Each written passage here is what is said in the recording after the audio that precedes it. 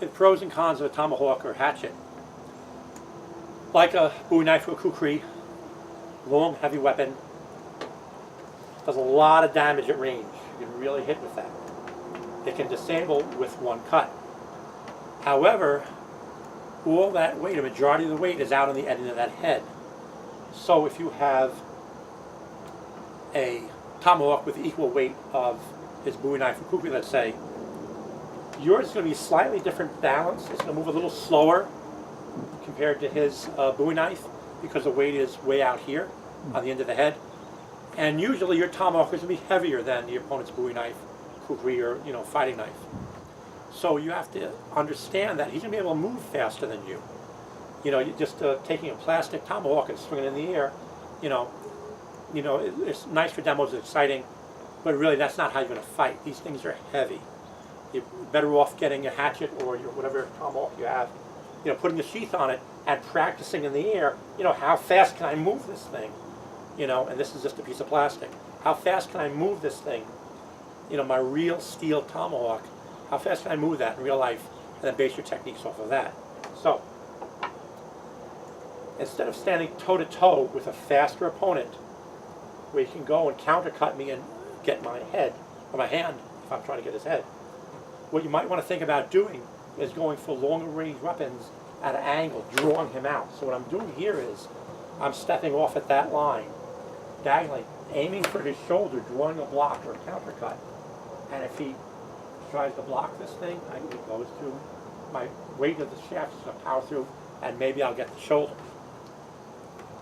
However, if I miss him, or if I have to shorten up my cut because he's countercutting me, by the time I get my backhand around, he will have his backhand, but I'm out of the range of him to get me. So I'm not standing here toe-to-toe inside his range to cut. I'm throwing my attack at a right angle, so I'm out of his cut range. Some other things to keep in mind with the tomahawk. Your downward cuts are very good. They work very similar to the other blades. Horizontals are fine. Verticals are fine. You have to be careful with your uppercuts, same as with the kukri. Same idea as if I miss the cut and slide off, I can drag his blade into me on the uppercut. The other thing is if I say I'm going into the armpit and I miss and he wraps this, it's hard to get this out because of that big piece of blade on the end here. Yeah, I can hit him with the point of the beard, but meanwhile he's opening me up with that bowie knife. So another thing to keep in mind. Another thing to keep in mind with these hooks, they're in theory really good for ripping and opening things. They're really good as a tool. As a weapon, some things you have to keep in mind. When you see a camping axe, regular hatchet, regular axe of some type, very often they'll paint the flat of the blade here, the cheeks, and then the cutting edge will be unpainted, obviously. But the paint line is parallel with the cutting edge. If you look at a fireman's axe, though, that's different. You'll see it painted on the diagonal. The reason for that is they want to remind the fireman not to go straight into the wood as you would with a camping axe or a axe you chop down a tree. When you chop down a tree, you're going straight into the wood, trying to go bite it as deeply as possible. If you do that with a plywood door, if a fireman does that, he's going to go into the plywood and lock up, and he's going to get caught and not be able to pull the axe out. Similar things will happen if you're fighting an opponent. If I come in and I go to hit him in the ribs and that gets buried in the ribs, I can't pull that axe out. All right, yeah, he's going to fall and die soon, but it's soon enough that he can't do one cut on me and take off my head. Or bad guy number 2 comes out and attacks me while I'm trying to pull this hatchet out. You'll also find that these little beards get in the way.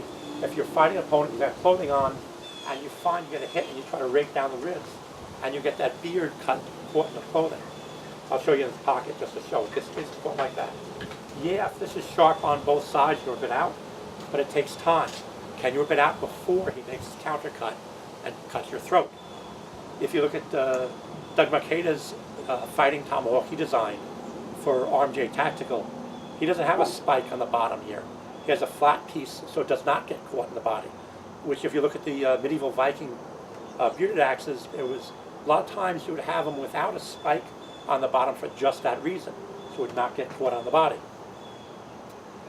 One more thing to think about with tomahawks. If I go to hit his wrist, and I get the wrist fine, but if I miss and I get caught here and I simply pull back, look how that blade comes right down into my thumb. Now this is a plastic copy of a cold steel trench hawk. It's a trench hawk. It's a fairly long handle. The tactical tomahawks, one I actually carry and use, 13-inch handle, not an 18-inch handle. Most of the using ones, the guys in the different tag teams or military use, are not as long as this. If I go to something with a shorter handle, even if it's a 3-inch blade, and I get the wrist and pull that in, there I go, dragging his blade right into my thumb. So something to think about. So what you need to do, design in your technique, if you do get caught in there, in the wrist, is swing this thing down and disengage, and then use your axe from there. Don't simply pull one-handed and swing it down, because a lot of times you're swinging his edge right into your hands. So that's the pros and cons of a tomahawk and axe.